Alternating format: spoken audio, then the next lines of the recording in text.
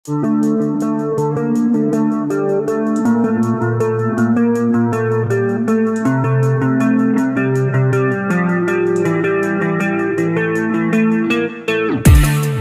guys, welcome back to my channel. Oke, kali ini seperti biasa saya akan membahas berita di dunia cryptocurrency dan prediksi harganya ya. Buat yang baru nonton video ini, jangan lupa buat subscribe dulu, biar kita makin kenal guys ya. Dan buat semuanya, jangan lupa like-nya, oke cuy? Di video kali ini, saya pengen ngebahas Dogecoin yang kelihatannya mulai pump nih guys ya. Salah satu tandanya adalah kenaikan yang jauh lebih besar daripada biasanya. Dan mungkin Doge ini mulai naik karena Elon Musk beberapa jam yang lalu nge-tweet, yaitu The Doge Father SNL May 8, yang artinya Bapak Doge dunia akan jadi host di acara SNL atau Saturday Night Live pada 8 Mei nanti. Dan pada 25 April, Papa Elon juga udah bilang nih ya soal SNL. Tapi di sini ada yang ngebales nih, yaitu David Goldstein bilang, jangan lupa buat mention Doge juga dong. Dan pada hari ini Elon Musk mention Doge sehingga membuat harga Dogecoin mulai naik kayak sekarang ini cuy ya. Kalau dari sisi Fibonacci retracement juga, harga udah pernah kesentuh di titik golden buy-nya, yaitu di 0,618 dan bahkan sampai ke 0,768. Dan dari situ harga selalu bikin pola higher high yang menandakan kalau harga udah siap naik lagi guys ya.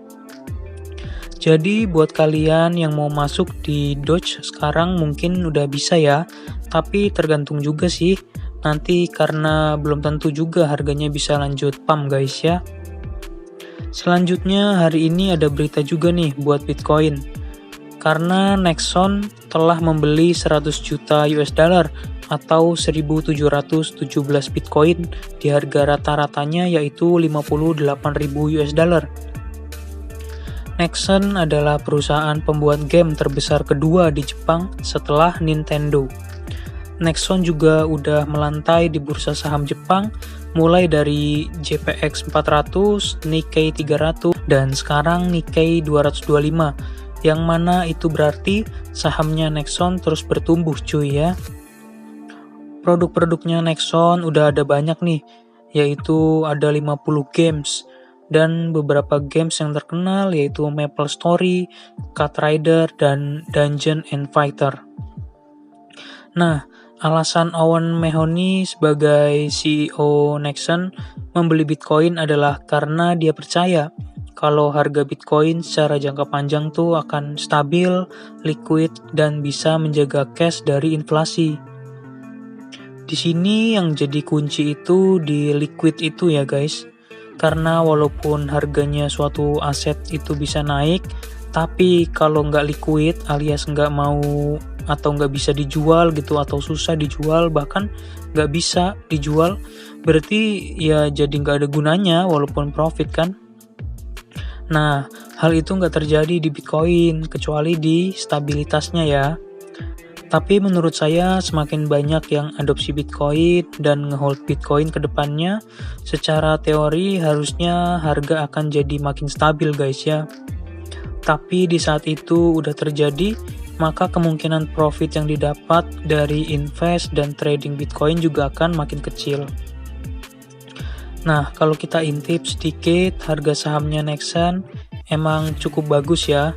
Secara jangka panjangnya naik, dan dari Oktober 2020 sampai dengan sekarang kenaikannya udah 54%. Tapi kalau dibandingin sama Bitcoin dalam rentang waktu yang sama, di Bitcoin bisa ngehasilin kenaikan sebesar 400% atau 8 kali lipat lebih besar guys ya.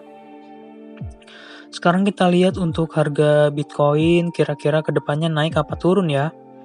Nah, kalau dilihat dari mulai adanya lagi adopsi Bitcoin, yang salah satunya yaitu diadopsi oleh Nexon dengan pembelian Bitcoin, maka kemungkinan Bitcoin nggak akan turun ke harga 40.000 US dollar ya. Tapi itu hanya jika Bitcoin bisa ngejaga posisinya tetap di atas support garis yang warna hijau ini, di sekitar harga 50.000 US dollar. Tapi kalau Bitcoin turun di bawah 50.000 US dollar, maka titik support selanjutnya di 40.000 US dollar masih bisa kena guys ya. Kalau dilihat dari udah terbentuknya pola divergent, yang mana itu menandakan bahwa harga udah siap berbalik arah untuk naik, dan juga adopsi pembelian Bitcoin dari perusahaan besar, maka menurut saya persentasenya lebih besar untuk bullish daripada bearish guys ya. Kalau Bitcoin turun sebentar dan berhenti di 50 ribuan US dollar, maka menurut Fibonacci retracement nilai 1618-nya, maka harga Bitcoin bakal naik ke 60.000 US dollar. Dan di situ kita bisa lihat ada banyak resisten juga ya. Dan terakhir buat Solana nih, kalau kalian mau masuk mungkin udah bisa ya, karena udah turun ke titik buy yang saya prediksi di video sebelumnya nih, yaitu di harga 41 sampai dengan 42 US dollar. Dan potensi kenaikannya untuk Solana ini minimal bisa di 33 sampai dengan 34%-an guys ya. Jadi kalau bisa saya bilang sih, kita ini sekarang lagi berada di zamannya suatu komoditas yang kelihatannya itu goib, tapi naiknya itu besar, seperti antara Nexon dan Bitcoin tadi guys ya. Dan kalau di Indonesia sama kayak e-commerce misalnya gitu ya, kayak Tokopedia atau Gojek yang nggak punya barang dan asetnya sendiri, tapi secara harga sahamnya itu jauh lebih besar daripada perusahaan sejenis yang tradisional. Jadi mungkin sekarang buat menilai suatu komoditas udah nggak terlalu dibutuhin lagi tuh fundamental, kayak misalnya menilai kepemilikan aset, inventory, dan lain-lain ya. Bukan nggak dibutuhin sih, tapi nggak terlalu dibutuhin lagi gitu ya. Tapi sekarang yang dinilai itu sebesar apa adopsi perusahaan itu guys. Terus efisien apa dan seluas apa dia bisa bekerja. Terus desentralisasi apa dia, dan secanggih apa teknologi yang dipakainya guys ya. Jadi kuncinya sekarang bukan di hardware, tapi melainkan kuncinya itu ada di software guys ya. Oke guys ya, itu tadi beberapa berita dan prediksi harga untuk konten kali ini. Sekian dulu, semoga yang saya sampaikan bermanfaat bagi kalian ya. Jangan lupa dukung channel Labing Crypto dengan cara like, share, and subscribe cuy. Terima kasih sudah menonton, sampai jumpa di konten selanjutnya. Bye-bye.